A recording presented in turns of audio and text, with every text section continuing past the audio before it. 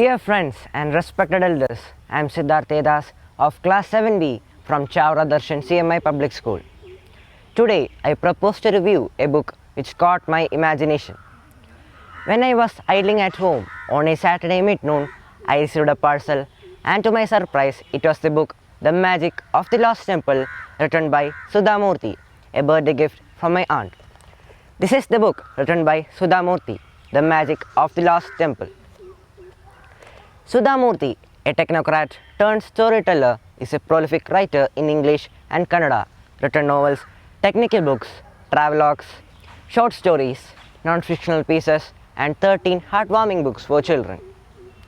A simple incident of grandchild Anushka, pet named Nooni, knocking down a flower vase turned out to be a discovery of a lost treasure, two bangles, inspired the writer to write this special book, The Magic of the Lost Temple, and dedicated to granddaughter Nooni.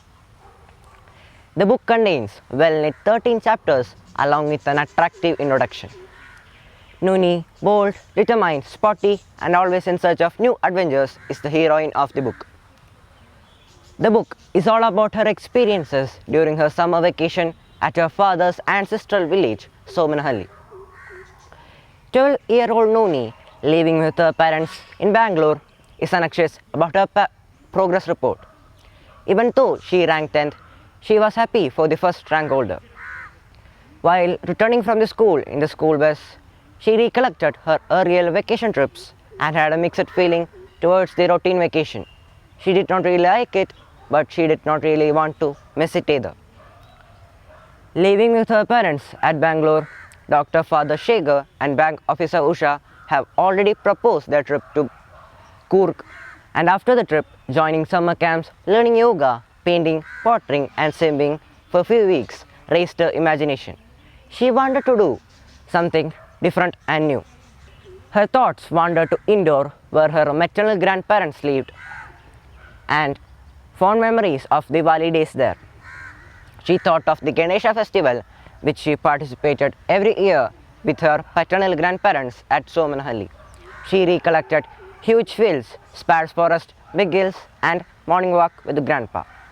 The entire program of vacation topsy-turvied due to the special training for her mother at Delhi. After a lot of discussions at home, it was decided to entrust Nooni with her Ajja and Ajji at Somanahalli. Reaching Somanahalli, she felt like Alice in Wonderland, staying in spacious room unlike in Bangalore, hearing a lot of stories before sleep, and above all, lot of friends to play and mingle with. Mahadeva, Medha, Amit and Anand are her friends. She was amazed at the flowers at the courtyard of the house. Nakatali bush, snake repellent for treating snake bites, lemongrass, jackfruit seeds burnt to eat, shikai powder for shampooing were all new to her. City girl Nooni is surprised at the pace of her grandparents' village, but she quickly gets used to the general routine there and involves in a flurry of activities including making of puppets and laddus, pickles for the wedding in the village by the ladies and children as a joint venture, organizing picnics to Varada River and hills, and learning to ride a bicycle with her newfound friends. The love, affection, unity and cooperation among the village folk surprised her, and a wedding in the village and treating the household cows and oxen as family members changed her vision. She was amazed at the procedures for the cow's delivery. The story of the legendary king Somanayaga's discovery of a beautiful stepwell and a temple narrated by Ajji was a fairy tale for her. King Somanayaka lost his way on the forest, and on a full moon night, maidens coming and getting into the stepwell and the temple.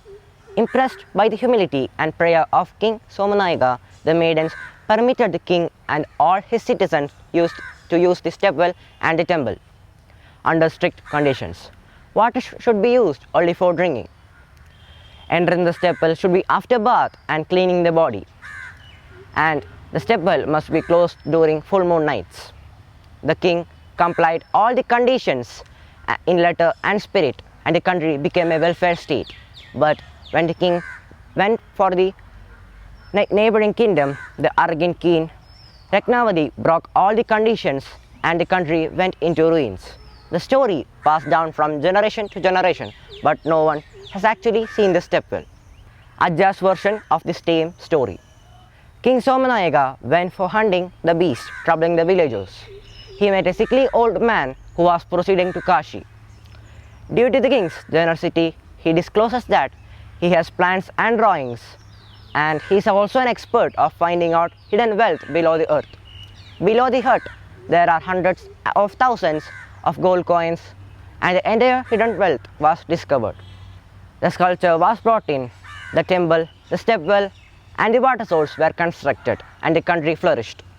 When the king went for a pilgrimage, his son Shashishegara, on the advice of his friends, broke all the assurances given to his father, and the country suffered from an epidemic. The king who went for a pilgrimage never returned, and the country disintegrated. The picnic to Varada River and Varada Hill. Meda's reference of Quit India movement, Anand's reference of Mohenjo-daro and Harappa, Gomala's stories from Amit, and Nooni's reference of Ujjain and Vikramaditya were all relevant to Indian history. The unusual rain while exploring outdoors caused inconvenience, but Nooni was prepared with a backpack of an emergency kit. The flora and fauna of the terrain and hills, the presence of creepers and deers, and finding out in a pit the mud path cave-like structure was found were all described so realistically that we feel we are all part of it. Nooni's adventurous insistence led to the excavation of that area with the involvement of village heads and archaeological department led by Abdul Rashid. The village with officials tirelessly worked and found out the old temple and water source. The discovery of the stepwell and the temple of Chandrasekhara and Shailaja, Ram, Lakshman and Sita, Saraswati, Goddess Ganga, Ganesha and Vishnu and Lakshmi. Abdul Rashid translated the script found in the temple detailing how the temple was built by King Somanayaka, reserving the use of water and closure of the temple in full moon nights. Things got excited when Nooni stumbles upon an ancient fable stepwell right in the middle of the forest near the village. The goodness of the rustic village, the characteristic, innocence, loving, helpful nature of the villagers in all its freshness were described so realistically that we feel we are all part of it. The lucid flow of symbol language in simple English is adorable, and hats off to Sudha Murty. Thank you.